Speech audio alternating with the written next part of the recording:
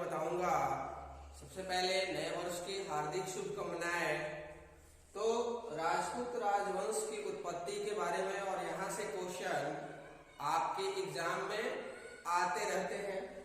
देखते हैं राजपूत राजवंशों के उदय में गुर्जर प्रतिहार वंश, गढ़वाल वंश, चौहान वंश, परमार वंश, चंदेल वंश और सोलंकी वंश, सिसोदिया वंश, बहुत सारे वंश हैं जो राजपूत राजवंशों की उत्पत्ति से संबंधित है। गुर्जर प्रतिहार वंश के संस्थापक कौन है? तो नागभट्ट प्रथम है। गुर्जर प्रतिहार वंश के संस्थापक कौन है? नागभट्ट प्रथम है।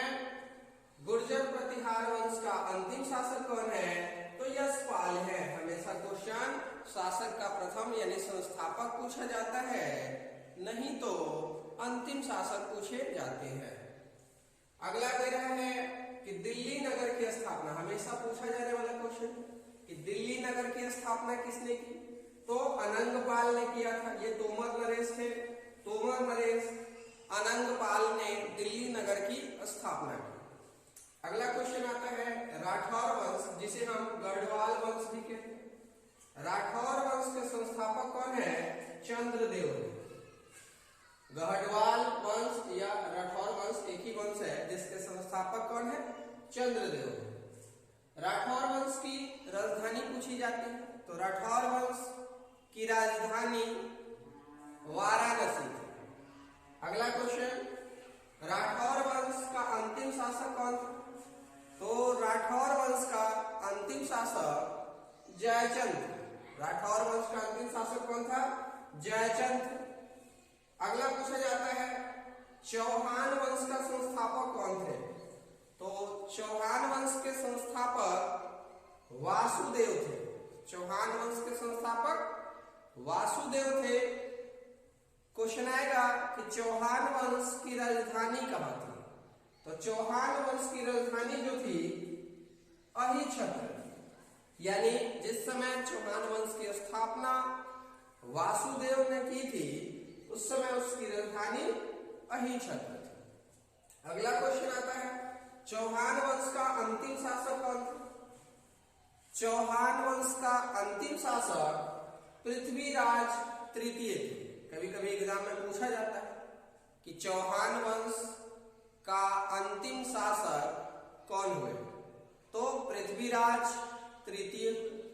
पृथ्वीराज तृतीय को ही पृथ्वीराज चौहान के नाम से जाना जाता है। आगे देखते हैं पृथ्वीराज रासो, हमेशा पूछा जाने वाला क्वेश्चन है। पृथ्वीराज रासो के लेखक कौन है? तो पृथ्वीराज रासो के लेखक चंद्रवरदाई है। पृथ्वीराज रासो के लेखक कौन है? चंद्रवरदाई है। अगला क्वेश्चन आता है कि चंद्रवरदाई जो थे किसके दरबार में रहते थे? तो चंद्रवरदाई पृथ्वीराज तृतीय के दरबार में रहते थे। चंद्रवरदाई किसके दरबार में रहते थे? पृथ्वीराज तृतीय के दरबार में। अगला क्वेश्चन तराइन का प्रथम युद्ध कब हुआ? तो तराइन का प्रथम युद्ध 1191 ईस्वी में हुआ था। तराइन का प्रथम युद्ध 1191 ईस्वी में हुआ था। अगला क्वेश्चन पूछा जाता है कि तराइन का प्रथम युद्ध किनके बीच हुआ? तो तराइन का प्रथम युद्ध मोहम्मद गोरी और पृथ्वीराज तृतीय के बीच हुआ था। तराइन का प्रथम युद्ध मोहम्मद गोरी और पृथ्वीराज तृतीय या पृथ्वीराज चौहान के बीच हुआ था। इस युद्ध में पृथ्वीराज चौहान विजयी हुए थे। पुनः अगला क्वेश्चन पूछा जाता है कि तराइन का द्वितीय युद्ध कब हुआ? तराइन का द्वितीय युद्ध 1192 ईस्वी में हुआ है। तराइन का द्वितीय युद्ध 1192 ईस्वी में हुआ था। यह भी पूछा जाता है। अगला पूछा जाता है कि तराइन का द्वितीय युद्ध में किसकी विजय हुई? तो तराइन का जो द्वितीय युद्ध है 1192 ईस्वी में, इसमें भी पृथ्वीराज चौहान और मोहम्मद बीच युद्ध हुआ। इस युद्ध में मोहम्मद गौरी विजयी रहा। तो इस तरह से तराइन का प्रथम युद्ध 1191 मोहम्मद गौरी और पृथ्वीराज चौहान के बीच, इसमें पृथ्वीराज चौहान विजयी रहे। तराइन का द्वितीय युद्ध 1192 ईस्वी में, जिसमें मोहम्मद गौरी विजयी रहे। आगे देखते हैं। परमार वंश के संस्थापक कौन हुए? तो उपेंद्र राज हुए। परमार वंश के संस्थापक कौन हुए? उपेंद्र राज हुए। परमार वंश की राजधानी कहाँ थी? तो धारा नगरी। परमार वंश की राजधानी कहाँ थी? धारा नगरी थी। परमार वंश की राजधानी कहाँ थी? धारा नगरी थी। सरस्वती मंदिर पूछा गया क्वेश्चन है एग्जाम का कि सरस्वती मंदिर का निर्माण किस शासक ने कराया था या किया था? तो राजा भोज, जो कि परमार वंश से ही संबंधित है, राजा भोज ने अपने शासन काल में सरस्वती मंदिर का निर्माण करवाया था। अगला क्वेश्चन पूछा जाता है त्रिभुवन नारायण मंदिर। त्रिभुवन नारायण मंदिर, इसका भी निर्माण राजा भोज ने ही करवाया था। और ये त्रिभुवन नारायण मंदिर कहाँ है? तो चित्तौड़गढ़ में। त्रिभुवन नारायण मंदिर कहाँ है? चित्तौड़ में। अगला क्वेश्चन, चंदेल वंश के संस्थापक कौन है? तो चंदेल वंश के संस्थापक नन्नुक है। चंदेल वंश के संस्थापक कौन है? नन्नुक है, जिन्होंने 831 ईस्वी में चंदेल वंश की स्थापना। चंदेल वंश का अंतिम शासक कौन है? परमदी देव, जिसे कुतुबुद्दीन ऐबक ने अपने वश में कर लिया था और वो सब परमार वंश के समापन कर दी थी। तो चंदेल वंश का अंतिम शासक कौन हुआ? परमदी देव हुए। सोलंकी वंश के संस्थापक अब कौन हुए? अगला क्वेश्चन सोलंकी वंश। सोलंकी वंश के संस्थापक कौन हुए? तो सोलंकी वंश के संस्थापक मूलराज प्रथम। सोलंकी वंश के संस्थापक मूलराज प्रथम हुए। सोलंकी वंश की राजधानी कहाँ थी? अहिलवाड़ थी। सोलंकी वंश की राजधानी कहाँ थी? अहिलवाड़ थी। अगला क्वेश्चन, भीम प्रथम से हमेशा पूछा जाता है कि महमूद गजनबी ने जब सोमनाथ मंदिर पे आक्रमण किया था तो उस समय वहां के शासक कौन थे?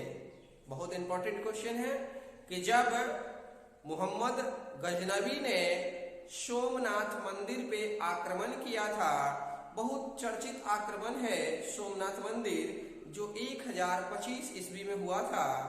सोमनाथ मंदिर, उस समय वहां के शासक भीम प्रथम थे। क्वेश्चन हमेशा एग्जाम में आता है कि जब महमूद गजनबी ने सोमनाथ मंदिर पे आक्रमण 1025 ईस्वी में किया था, उस समय वहां के शासक कौन थे? तो भीम प्रथम थे।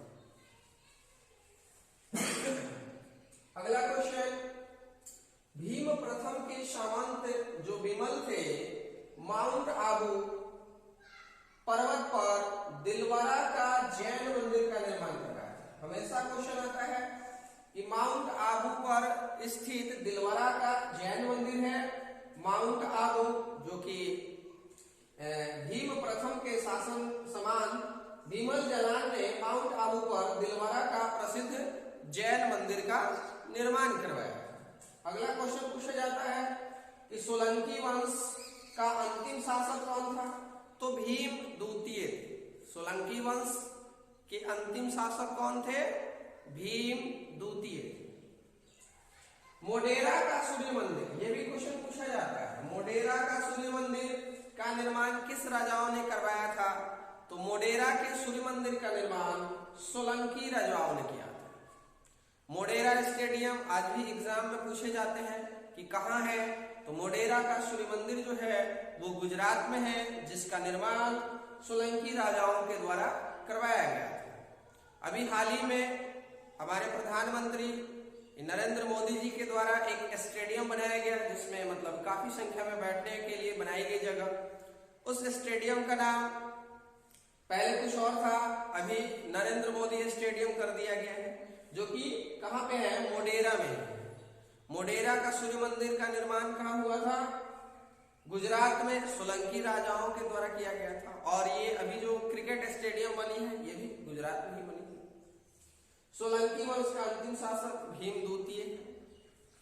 कलचुरी चेदी वंश, ये छोटे छोटे पॉइंट है जिसको बहुत लोग छोड़ के निकल जाते हैं और एग्जाम में आजकल यानी आपकी जो विभिन्न परीक्षाएं हैं उसमें आजकल जो आप छोड़ देते हैं वहीं से क्वेश्चन आ जाती है और बाद में आपको पश्चाताप होती है कि हमने इस टॉपिक को इग्नोर किया यानी छोड़ दिया। इसलिए आज के जमाने में किसी भी टॉपिक को छोटा बड़ा ना करके सभी टॉपिक को पढ़ें और अच्छा से पढ़ें, गहनता से पढ़ें। कलचुरी चेदी वंश के संस्थापक कौन है, कोकल। कलचुरी चेदी वंश के संस्थापक कौन है, कोकल है। अगला पूछा जाएगा क्वेश्चन कि कलचुरी चेदी वंश की राजधानी कहाँ थी, तो त्रिपुरी थी। कलचुरी चेदी राजवंश की राजधानी कहाँ थी, तो त्रिपुरी थी। अगला क्वेश्चन, खतौली का युद्ध कब हुआ था, बहुत इंपॉर्टेंट क्वेश्चन है और एग्जाम में आता ही आता है। खतौली का युद्ध कब हुआ था, तो खतौली का युद्ध 1518 ईस्वी में हुआ था। खतौली का युद्ध कब हुआ था, 1518 ईस्वी में। अगला क्वेश्चन पूछा जाता है कि खतौली का युद्ध किसके किसके बीच हुआ था, तो खतौली का युद्ध 1518 ईस्वी में राणा सांगा एवं इब्राहिम लोदी के बीच हुआ था। इब्राहिम लोदी कौन है, तो लोदी वंश का अंतिम शासक है। लोदी वंश के संस्थापक कौन है, तो बहलोल लोदी जो लोदी वंश के संस्थापक है। उसके बीच में महान शासक सिकंदर लोदी होते हैं जो आगरा नगर की स्थापना करते हैं और उसी में लोदी वंश का अंतिम शासक होते हैं इब्राहिम लोदी। तो आज मैंने आप लोगों को राजपूत राजवंशों की उत्पत्ति से जुड़े आपके विभिन्न परीक्षाओं से संबंधित प्रश्नों को रखा और आप लोग ज्यादा से ज्यादा लाइक एवं शेयर करें। धन्यवाद।